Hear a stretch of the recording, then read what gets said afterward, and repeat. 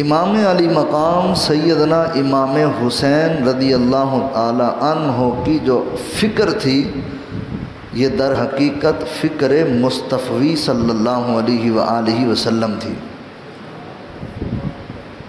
کس طرح؟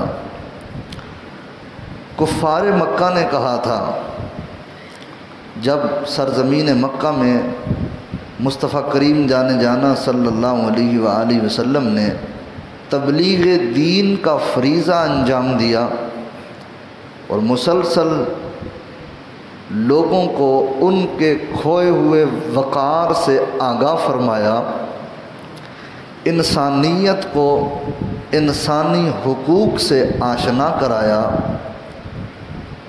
اور غریبوں، مفلسوں، ناداروں کو ان کے حقوق دلوائے اور انسان کو انسان کے سامنے جھکنے سے منع کیا، بلکہ انہیں 360 بتوں کی بت پرستی سے نجات دلوا کے یکتا پرست بنایا، اللہ سبحانہ و تعالی کے سامنے سر بسجود ہونے کے لیے ان کو آمادہ کیا، ان کو تیار کیا اور ان کے دلوں سے بت پرستی کی محبت کو نکال کے باہر کیا اور ان کے دلوں کے اندر توحید کا چراغ جلایا اور ان کے دلوں کے اندر اللہ کی عبادت کے جذبات ابھارے اور ان کی فکروں کو حضور نے پاکیزہ بنایا اور ان کے سماج کو، سماجی نظام کو، ان کے اس سسٹم کو جو سسٹم کفار مکہ کی طرف سے نافذ ہو چکا تھا اور جس سسٹم کو نافذ کر کے کفار صدیوں سے موجیں مار رہے تھے، جس کی لاٹھی اس کی بھینس کا نظام چل رہا تھا، جس کا ڈنڈا اس کا نظام چل رہا تھا، سید عالم صلی اللہ علیہ وآلہ وسلم تشریف لائے، حضور نے آ کر ہر ایک کو اس کا حق دلوایا، ہر ایک کے حقوق کی بات کی، ہر ایک کی حیثیت کو حضور نے اجاگر فرمایا۔ کفار مکہ نے کہا تھا آپ یہ کام چھوڑ دیں، اگر آپ کوئی شہرت چاہتے ہیں ہم آپ کو دینے کے لیے تیار ہیں، اگر آپ کوئی دولت چاہتے ہیں ہم آپ کو دینے کے لیے تیار ہیں، اگر آپ کوئی خوبصورت رشتہ مانگتے ہیں ہم آپ کو دینے کے لیے تیار ہیں، اگر آپ کوئی منصب مانگتے ہیں ہم آپ کو دینے کے لیے تیار ہیں، لیکن ہماری شرط صرف یہ ہے نظام وہی رہے گا جو ہمارا چل رہا ہے، سسٹم وہی رہے گا جو ہمارا چل رہا ہے، نئے نظام کی بات نہ کریں، لوگوں کو غلامی سے آزاد نہ کروائیں، لوگوں کے حقوق کی بات نہ کریں، ماؤں بہنوں بچیوں کی عزتوں عصمتوں کی بات نہ کریں اور ان کے تحفظ کی بات نہ کریں، لوگوں کے مال کے حقوق کی تحفظ کی بات نہ کریں، ٹھیک ہے؟ جو جس جگہ جس حال میں جس کے ظلم کی چکی میں پس رہا ہے اس کو پسنے دیں۔ مصطفیٰ کریم جان رحمت صلی اللہ علیہ وآلہ وسلم نے ارشاد فرمایا اگر تم میرے ایک ہاتھ پر سورج کو لا کر رکھ دو، ایک ہاتھ پر چاند کو لا کر رکھ دو اور ساری دنیا کی دولت میرے قدموں میں لا کے رکھ دو، میں انقلاب لا کے رہوں گا، میں پیچھے نہیں ہٹوں گا، میں دین کا انقلاب بپا کر کے رہوں گا اور ہر ایک کو اس کے حقوق دلاؤں گا، میں رب کی توحید کی بات کروں گا، میں رسالت کا خوب چرچا کروں گا، میں قرآن کے احکامات کو گلی گلی کوچے کوچے میں بیان کروں گا، میں باپ کو اس کی کھوئی ہوئی حیثیت واپس دلواؤں گا، ماں کا کھویا ہوا وقار اس کو واپس دلاؤں گا، بہن کے سر سے اترا ہوا دوپٹہ اس کے سر پر دوبارہ پہناؤں گا، بچیوں کی کھوئی ہوئی عزت کو دوبارہ بحال کروں گا اور غریبوں اور مفلسوں اور ناداروں کو جو ظلمت کی چکی میں پس رہے ہیں ان کو نکال کے معاشرے کے اندر برابر کے حقوق دلواؤں گا۔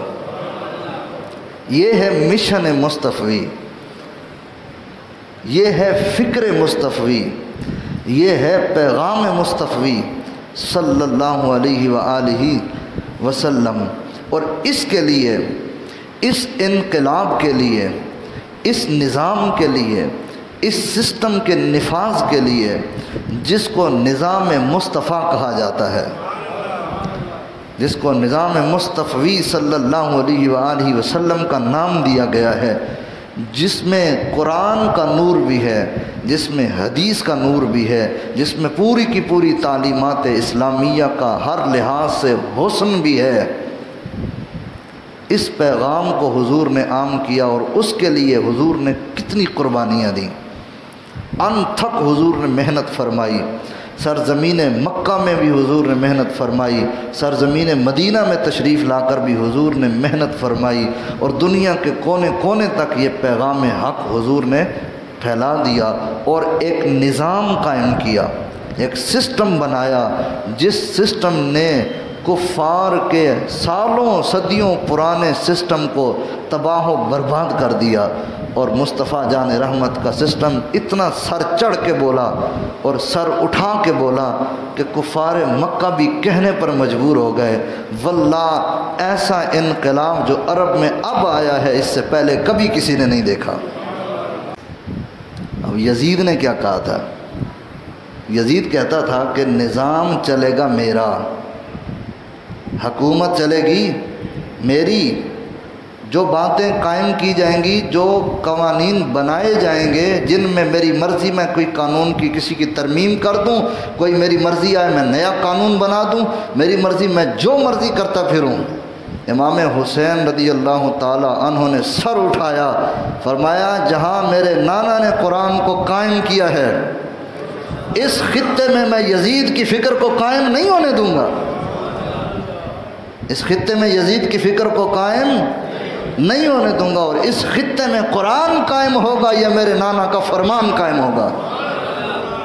یہ فکر حسینی ہے جس کے لیے امام علی مقام نے تن من دھن سب کچھ قربان کیا، اپنے بچے تک انہوں نے ذبح کرائے اس قرآن کے نظام کو قائم کرنے کے لیے۔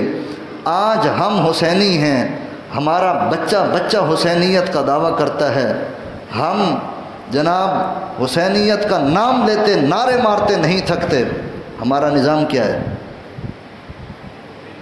ہائے ہائے، ہمارے معاشرے میں کس بات کا نظام ہے؟ آپ قرآن کا پیغام سر عام دے سکتے ہیں؟ آپ قرآن کی بات کر سکتے ہیں؟ آپ کے ملک کے اندر جو سزائیں ہیں قرآن کے مطابق ہیں؟ آپ کے ملک کے اندر جو قوانین ہیں قرآن کے مطابق ہیں؟ آپ کے ملک کے اندر جو نظام ہے کیا وہ قرآن کے حمایت میں ہے؟ سود کا نظام کدھر ہے؟ شرابیں کہاں پی جا رہی ہیں؟ زنا کہاں پر عام ہے؟ یہ قرآن کا نظام ہے، یہ قرآن کا دیا ہوا نظریہ ہے، یہ قرآن کا سسٹم ہے۔ نہیں غور کریں پھر کس بات کی حسینیت ہے؟ کاہے کہ ہم حسینی ہیں؟ یہ سبق ہے یاد کرنے کا۔ اگر ہم نے قرآن کو اپنا پیشوا مانا ہے، امام حسین کو ہم اپنا پیشوا مانتے ہیں، تو ہمیں سمجھنا ہوگا۔ علامہ اقبال رحمۃ اللہ تعالیٰ علیہ نے یہ تصویر پیش کرتے ہوئے یہ نقشہ بیان کیا ہے، کہا ملا کو جو ہے ہند میں سجدے کی اجازت، ملا کو جو ہے ہند میں سجدے کی اجازت، ناداں یہ سمجھتا ہے کہ اسلام ہے آزاد۔ ہمیں بھی سجدوں کی اجازت ہے، کام مسیطاں چ بیٹھ کے تسی جو مرضی کرو تانوں کوئی نہیں پوچھن لگا، مدرسے چ بیٹھ کے تسی جو مرضی کرو تانوں کوئی نہیں پوچھن لگا، آپ جو مرضی کرتے رہیں آپ کو کوئی نہیں پوچھے گا۔ لیکن اگر آپ یہ کہیں کہ اسلام کو تخت پہ لے کے آؤ، اگر آپ یہ بات کریں کہ قرآن کو اسمبلی میں لے کے آؤ، اگر آپ یہ کریں کہ قرآن کے مطابق قوانین بنائے جائیں، اگر آپ یہ کریں کہ جو قوانین اللہ سبحانہ و تعالیٰ نے قرآن کریم میں نازل فرما دیے ہیں ان قوانین کو سوسائٹی میں، خطے میں، معاشرے میں نافذ کریں، تو آپ کی بات نہیں سنی جائے گی، آپ کی بات کی کوئی توقیر نہیں ہوگی۔ قرآن کی یہ جو 3 آیتیں میں نے ابتدا اور آغاز میں پڑھی ہیں، یہ ذرا سنیں اور اس کے مطابق فیصلہ کریں۔ فیصلہ آپ نے خود کرنا ہے، جا کے کہ دیکھیں ہم کہاں کھڑے ہیں اور قرآن کا معیار کیا ہے۔ فرمایا وَمَن لَّمْ يَحْكُم بِمَا أَنزَلَ اللَّهُ، اگر تم اللہ کے نازل کردہ قانون کے مطابق فیصلہ نہیں کرتے فَأُولَٰئِكَ هُمُ الْكَافِرُونَ، یہ رب کا فتویٰ ہے۔ یہ قرآن ہے۔ اب ہر بندہ خود دیکھ لے کہ میں کیا فیصلے کرتا ہوں۔ ملک کے سربراہ بھی غور کریں کہ ان کے فیصلے کہاں جاتے ہیں کہ جی پتھر کے دور کی بات کرتے ہیں۔ اللہ کے بندے یہ قرآن ہے، کہاں ہے کہ پھر تم مسلمان ہو؟ تم قرآن کو اسمبلی میں نافذ نہیں کر سکے، تم قرآن کو سوسائٹی میں نافذ نہیں کر سکے، تو پھر کس بات کی مسلمانی ہے؟ یزید کے ساتھ امام حسین کی ٹکر کس بات کی تھی؟ یہی فکر پیچھے تھی۔ فرمایا میرے نانا نے قرآن کو قائم کیا ہے، اب اس قائم کردہ حکومت کو یزید اور یزید کی فکر گرانا چاہتی ہے، میں تن من دھن تو قربان کر دوں گا لیکن قرآن کے قیام کو مٹنے نہیں دوں گا۔ کیوں؟ اگلی آیت سنیں، اسی مضمون کے آگے چل کے فرمایا وَمَن لَّمْ يَحْكُم بِمَا أَنزَلَ اللَّهُ، وہی الفاظ ہیں جو پچھلی آیت کے تھے۔ میں اللہ کے حکم کے مطابق نازل کردہ قوانین کے مطابق اگر تم فیصلہ نہیں کرتے فَأُولَٰئِكَ هُمُ الظَّالِمُونَ، تم لوگ کون ہو؟ آگے سنیں وَمَن لَّمْ يَحْكُم بِمَا أَنزَلَ اللَّهُ، اللہ نے جو احکامات نازل فرمائے اس کے مطابق اگر فیصلے نہیں کرتے فَأُولَٰئِكَ هُمُ الْفَاسِقُونَ، کون ہیں؟ فاسق ہیں۔ اب یہ احکامات ربانی ہیں، ان کے تحت یزید کی ساری فکر، یزید کا سارا نظریہ اگر قرآن کی مخالفت کر رہا ہے تو امام علی مقام جیسے شہزادے کو اٹھنا پڑا۔ امام علی مقام اٹھے اور پوری دنیا کو بتایا کہ میں قرآن کے قیام کی بات کر رہا ہوں، میں قرآن کو قائم کرنے کی بات کر رہا ہوں، اور وہی فکر دے رہا ہوں جو فکر میرے نانا نے دی تھی کہ پوری کفر کی ملت نے کہا تھا پیسہ چاہتے ہیں لے لیں، دولت چاہتے ہیں لے لیں، لڑکی چاہتے ہیں لے لیں، لیکن نظام کو قائم کرنے کی بات نہ کریں۔ مصطفیٰ کریم جان رحمت نے فرمایا میرے ایک ہاتھ پر سورج رکھ دو، ایک ہاتھ پر چاند لا کے رکھ دو، دنیا کی دولت میرے قدموں میں لا کے رکھ دو، میں رب کے نظام کو قائم کر کے دم لوں گا۔ آج حسینیت سمجھنے والے کیا سیکھ رہے ہیں؟ اس بات کو سیکھیں اور اس بات کو سمجھیں امام حسین نے قرآن کے قیام کے لیے اتنا تن من دھن قربان کیا ہے، ہم نے کیا کیا ہے؟